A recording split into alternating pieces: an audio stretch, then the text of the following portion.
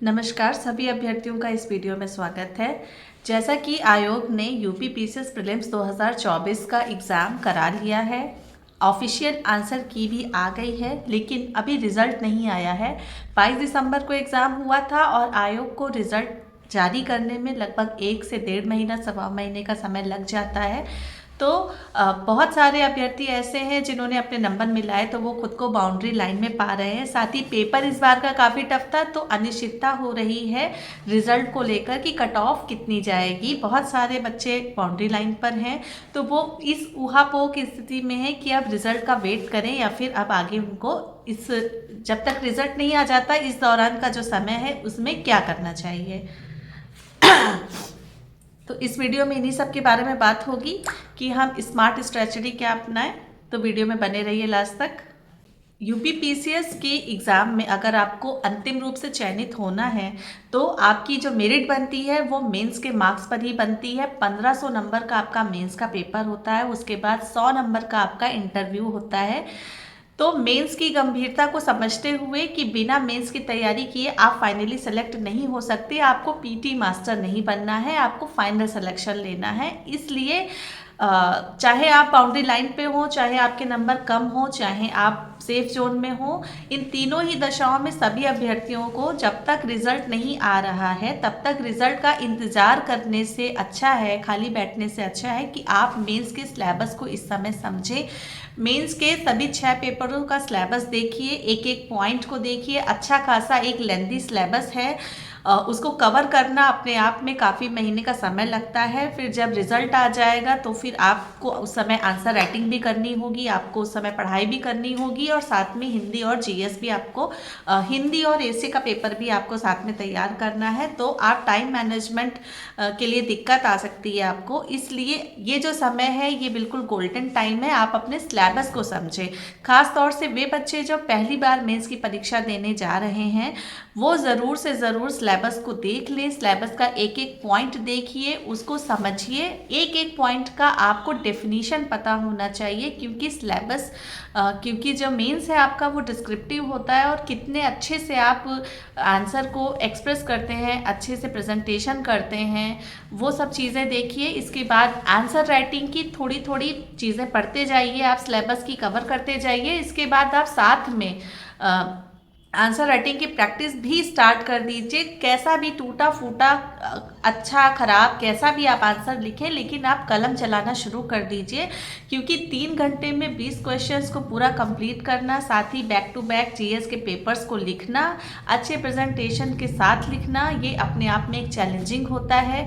UP PCS के exam में आपको आंसर कम क्वेश्चन बुकलेट मिलती है, दोनों साइड मार्जिन होती है। तो आप जब भी आंसर राइटिंग करें आप उसी फॉर्मेट पे, उसी तरह के पेपर्स पे प्रैक्टिस करें, ताकि आपकी लाइनें तिरछी ना भागें। आप लाइंस की सेटिंग वगैरह सीख लीजिए, ताकि कॉपी आपकी कॉपी देखने में एग्जामिनर को प्रेजेंटेबल लगे। साथ ही वर्तनी संबंधी अशुद्धियाँ बिल्कुल नहीं होनी चाहिए, चाहे आप हिंदी मीडियम के हों, चाहे इंग्लिश मीडियम के हों। हिंदी मीडियम के हैं तो वर्तनी की गलती नहीं होनी चाहिए। एक बार को राइटिंग खराब हो जाएगी तो चलेगा, लेकिन वर्तनी आपकी गलत है तो एग्जामिनर जो कॉपी चेक करता है उसको एक खींच उत्पन्न होती है और फिर आपको वो बहुत ही खराब नंबर दे सकता है।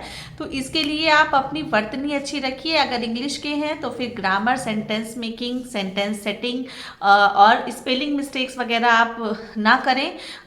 अब मेंस का आपको जो है रिसोर्सेज कहाँ से कलेक्ट करने हैं, तो मेरे चैनल पर मेंस के रिसोर्सेज का एक प्रॉपर वीडियो पड़ा हुआ है, जिसमें सारे पेपर के हिंदी, एसे, जीएस 1 से लेके 4 और पेपर नंबर 5 और 6 इनका सारा सिलेबस कवर करवाते हुए एक एक रिसोर्स मैंने उसमें बताया हुआ है। आप रिसोर्सेज को कलेक्ट कर लीजिए, इसके बाद आप सिलेबस को कवर करना चालू कर दीजिए।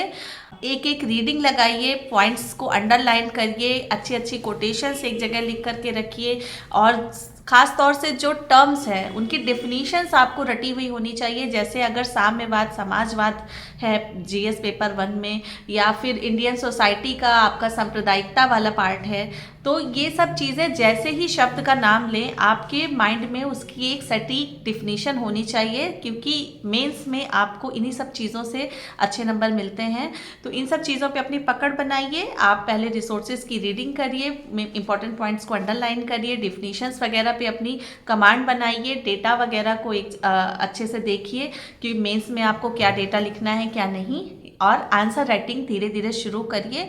अभी नोट मेकिंग पे मत जाइएगा, अभी आप जितना ज़्यादा से ज़्यादा सिलेबस को कवर कर पाएँ और आंसर राइटिंग में अपने को एक्सपर्ट बनाने पे ध्यान दीजिए। आज नहीं कल जब भी रिजल्ट आएगा तब भी आपको गुजरना तो मेंस की प्रक्रिया से पड़ेगा ही, भले ही इस बार आप मेंस दें या फिर आप 2025 में दें। तो मेंस के लिए खुद को तैयार करिए। सिलेबस के जितने पॉइंट आप पहले से कवर किए रहेंगे उतना ही अच्छा रहेगा। सिलेबस में आपका बहुत बड़ा सिलेबस है, हिंदी है, एसे है, जीएस के 4 पेपर हैं, और ऑप्शनल हटाने के बाद अब यूपी स्पेशल वाला पेपर है। यूपी स्पेशल वाले पेपर को शुरू से ही इग्नोर करने की गलती मत करिएगा। जब आप जीएस तैयार करें, अगर आप हिस्ट्री पढ़ रहे हैं तो यूपी की हिस्ट्री भी साथ में पढ़िए, ज्योग्राफी पढ़ रहे हैं तो यूपी की हिस्ट्री, ज्योग्राफी और सारे एस्पेक्ट जितने भी आप जीएस में पढ़ते हैं, चाहे वो सरकारी योजनाएं हों, चाहे वो और भी अन्य चीज़ें हों, तो उनको आप यूपी के परिप्रेक्ष्य से भी साथ ही साथ तैयार करते चलेंगे तो आपको जीएस पेपर नंबर 5 और 6 में भी अच्छे नंबर मिलेंगे। साथ ही यही वो समय है अभ्यर्थियों जिसमें आपको हिंदी मेंस में जो हिंदी का 150 नंबर का पेपर आता है उस पर अपनी अच्छे से तैयारी बनानी चाहिए। हिंदी का सिलेबस अपने आप में काफ़ी लेंदी है, और हिंदी में आपको जैसे व्याख्या लिखने को आती है, प्रिसाइज नोट लिखने को आता है, मतलब दिए हुए पैराग्राफ को संक्षिप्त रूप में लिखने के लिए आता है। तो इन सब चीज़ों की आपको प्रॉपर प्रैक्टिस करनी चाहिए। साथ ही हिंदी ग्रामर वाला जो पोर्शन है वो बिल्कुल मैथ की तरह है, अगर आपने सही से लिखा तो आपको पूरे नंबर मिलते हैं, लेकिन उसको भी कवर करना अपने आप में काफ़ी चैलेंजिंग होता है, उसके लिए समय लगता है। तो अगर अंत समय में आप हिंदी को पढ़ने की कोशिश करेंगे तो आपका जीएस कंप्रोमाइज़ हो जाएगा। तो अभी आपके पास समय है, आप हिंदी को अच्छे से तैयार कर लीजिए। इंपॉर्टेंट जो टफ उसमें चीज़ें हैं जैसे विलोम शब्द है और मुहावरे वगैरह हैं, तो उनको आप अंडरलाइन कर लीजिए, ताकि बाद में आपको लास्ट समय में सिर्फ रिवीजन करना रहेगा और आप जीएस को अच्छे से समय दे पाएंगे। तो हिंदी को बिल्कुल भी अंडरस्टिमेट नहीं करना है, हिंदी को मैक्सिमम आप कवर कर लेंगे तो आप आगे चल के फ़ायदे में रहेंगे। तो ये थी कुछ बातें जो आपको प्रीलिम्स के रिज़ल्ट आने के पहले फॉलो करनी है। वैसे ही काफ़ी समय निकल चुका है, अब रिज़ल्ट आने का वेट करने में समय बर्बाद करने की कोई आवश्यकता नहीं है। आप सिलेबस को उठाइए, सिलेबस के एक एक बिंदु को कवर करना शुरू करिए, और मेरे चैनल पर मेंस की तैयारी कैसे करें, आंसर राइटिंग कैसे करें, इन सब चीज़ों के वीडियोज़ पड़े हुए हैं, उनको एक बार ज़रूर देख लीजिएगा। फिर मिलते हैं जल्द ही किसी अन्य वीडियो में, तब तक के लिए नमस्कार।